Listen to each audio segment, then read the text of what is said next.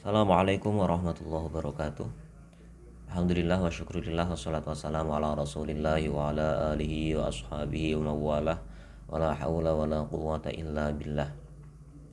Amma ba'dah, anak-anak, kita ketemu lagi meskipun melalui video, namun Pak Arif harap kalian masih tetap semangat dalam belajar dan juga melaksanakan tugas-tugas, mengerjakan tugas-tugas yang sudah diberikan oleh Bapak Ibu guru.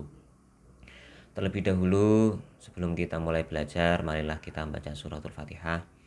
Kita tujukan kepada guru-guru kita, para sepuh kita, dengan harapan semoga apa yang kita pelajari nanti mendapatkan kemanfaatan barokah dari Allah Subhanahu wa taala. Ala diniyah al-Fatihah. A'udzubillahi minasyaitonirrajim. Bismillahirrahmanirrahim. Alhamdulillahirabbil alamin arrahmanir rahim maliki yaumiddin. Iyyaka na'budu wa iyyaka nasta'in. Ihdinas shiratal mustaqim. Shiratal ladzina an'amta 'alaihim ghairil maghdubi 'alaihim waladdallin. Amin. Rabbighfirli wa liwalidayya wal mu'minina amin. Terima kasih. Pada beberapa pertemuan yang lalu, tepatnya 2 pertemuan yang lalu, kita masuk ke pembahasan hukum bacaan ro. Nah, ro niki termasuk salah satu unsur tajwid nih, kan banyak hukum nggih. Ada hukum bacaan nun mati, ada hukum bacaan mem mati yang di kelas 4 dan 5 niku. Hari ini kita masuk ke bacaan ro. Nah, bacaan ro niki kan kemarin kita bahas kan ada 3 kategori. Ada ro tafkhim, ada ro tarkik, dan juga ada jawazul wajhaini. Nah, tapi sebelum kita masuk ke situ, Pak Arif kemarin ada sedikit kealpaan, ada yang terlewat terkait dengan hukum bacaan ro niki. Maka ini Pak Arif susulkan beberapa keterangan yang terkait dengan hukum bacaan ro, baik itu yang hidup ataupun yang mati. Nah, kita ini Pak Arif perlihatkan cara mengucapkan huruf ro itu. Ketika mengucapkannya ada beberapa hal yang perlu diperhatikan. Oke. Jadi kita lihat di sini makhraj atau tempat keluarnya huruf ro niku niki disebutkan. Tarful lisan yang qaribun ila dharihi mimma yali ra'sahu ay safhatihi allati talil hanakil a'la qalilan ba'da makhrajin nun, sing artine ujung lidah mengarah kepada dekat punggungnya dipertemukan dengan langit-langit bagian depan atau sesudah makhraj nun. Jadi ujung lidah kan niki katakanlah lidah nih. Di ujung lidahnya kalian coba dirasakan niku dipertemukan dengan langit-langit bagian depan. Nah, niku bagian depan. Jadi nek nun itu ada di agak belakang, nek ro di depannya. Nah, niku tempat keluarnya huruf ro.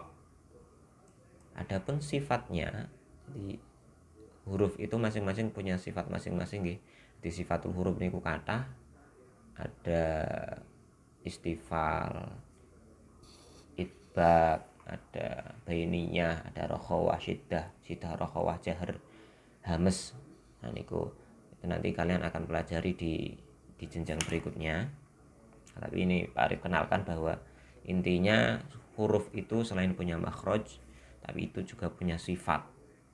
Nah, ini Pak Arif tampilkan sifat-sifat huruf ro. Nah, ini ro itu niki makhrajnya tadi sudah disampaikan. Sedangkan ini adalah sifat-sifatnya yang di sebelah kanannya itu.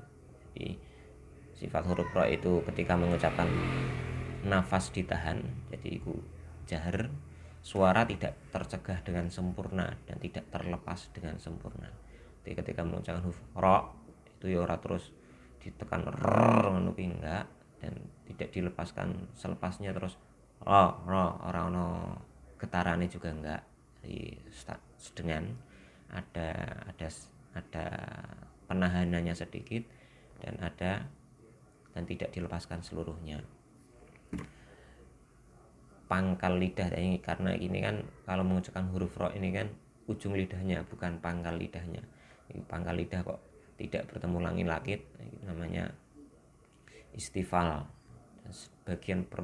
Sebagian besar permukaan lidah dan langit-langit terbuka, tidak bertemu. Keduanya lancar, ringan, ujung lidah lentur, condong ke punggung lidah, namanya inhirof. Dan satu kali getaran halus di ujung lidah, ini takrir. Nah, yang perlu diperhatikan ini ketika mengucapkan huruf itu kan satu kali getaran halus di ujung lidah. Ini yang kadang kita agak keliru sih. Jadi terlalu semangat dalam mengucapkan ro sehingga kadang getarannya berlebihan. Jadi mengucapnya ro. Aslinya ro. Hanya satu getaran halus di ujung lidah. Ini seharusnya seperti itu. Ini sekarang kita masuk ke materi terakhir di hukum ro. Kemarin sudah tafkhim. Hukumnya ada berapa ini? Ada 8 kalau nggak salah. Nah, yang di bawah ini sebenarnya sudah ada ringkasannya. Nah, ini tafkhim itu ada 8 kategori. Ro berharokat fathah atau fathatain. Fathatain ini nama lain dari fathah tanwin ya. Nah, kalau kalian menghendaki contohnya berada di keterangan di atasnya. Nah, ini ro berharokat fathah, ar-rahmani, ar-rahimi. Nah, ini dibaca tafkhim atau tebal. Tafkhim atau tebal itu pripun maksudnya? Jadi nek tebal itu tafkhim itu pengertiannya pripun nggih, penggambarannya itu seperti ketika mulut kita penuh makanan. Maka kadang le mengucapkan agak mencucu meskipun ya orang mesti. Jadi ar-rahmani ar-rahimi. Seolah-olah ketika mengucapkan huruf ro itu mulut kita penuh dengan makanan. Itu praktek penggambaran dari hukum bacaan tafkhim. Nah, tafkhim niku. Terus yang tarkik sebaliknya, ya seolah-olah mulut kita nggak ada makanan, jadi rasa dadak agak mencucu, nggak usah rih rada meringis bahasane. Nek sing dhuwurmu karena penuh makanan seolah-olah jadi koyok-koyok kadang diwaca mencucu. Ya tarkik niki seolah-olah nggak ada makanan, jadi ya meringis yatim wiri seperti itu. Nah, hukum terakhir ini yang Pak Arif belum jelaskan, ini jawazul wajahain. Jadi jawazul wajahain ini, jawazu artinya boleh, wajahain ini dua wajah atau dua cara. Jawazul wajahain berarti hukum bacaan di mana kita ketika membaca ro itu boleh dibaca tebal, boleh dibaca tipis. Nah, di Al-Qur'an itu semuanya cuma ada 7. Ini disebutkan di sini sudah ada nih. Kullu firqin bisa dibaca kullu firqin, bisa dibaca kullu firqin. Jadi boleh sambil mencucu, boleh enggak, boleh dibaca tipis, boleh dibaca tebal. Nah, ini terus lagi kemarin juga ada yang bertanya huruf isti'la ini bagaimana toh keterangannya. Jadi huruf isti'la ini adalah ini sudah ada keterangannya sebenarnya. Istilah itu terangkatnya pangkal lidah ke langit-langit atas ketika mengucapkan huruf-hurufnya. Jadi huruf isti'la itu ada apa saja? Oke. Nah, ini Pak Arif sudah Pak Arif siapkan. Jadi huruf isti'la itu ada 1, 2, 3, 4, 5, 6, 7. Ada 7 huruf isti'la. Isti'la niku pengertiannya yang tadi nggih, pangkal lidah bertemu langit-langit. Lawan katanya isti'la itu istifal. Di huruf-huruf ini namanya huruf isti'la. Selain huruf ini namanya huruf istifal. Jadi huruf hijaiyah ada 28 ya. Kalau ini ada pitu, berarti huruf yang istifal ada 21. Nah, cara pengucapannya huruf isti'la ini nek mengucapkan karo mecucu kho, so, do, wo, to, po, zo. Nah, kok ada huruf ro? Kok ada huruf ro kok apa? Huruf ro mati kok terletak di ro terletak setelah apa namanya huruf isti'la. Contohnya yang di sini ada nih, yang di Jawa Zulwajah ini ada. Yang ketiga, contoh ketiga misro. Nah, shot ini kan termasuk salah satu huruf isti'la. Nah, mengucapkannya sebelumnya wis mecucu sik misro. Misro.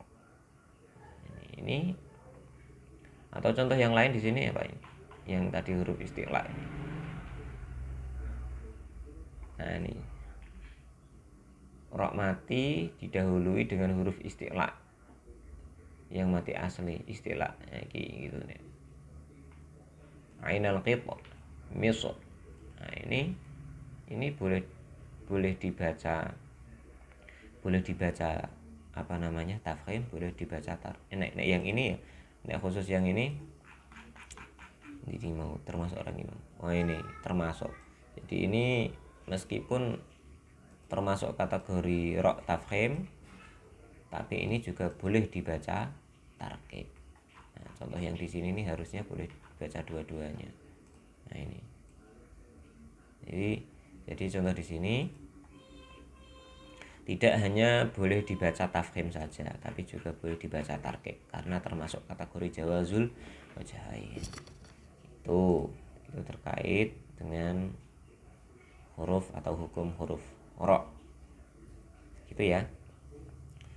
Untuk kemarin-kemarin kita nggak ada penugasan, tidak ada soal yang dikerjakan karena memang materi tentang hukum bacaan ro belum selesai. Nah, hari ini karena hukum bacaan ro sudah selesai, maka Pak Arif akan memberikan penugasan melalui link. Begitu untuk pembelajaran hari ini. Kita tutup dengan baca alhamdulillah. Alhamdulillahirabbil alamin. Kurang lebihnya mohon maaf. Assalamualaikum warahmatullahi wabarakatuh.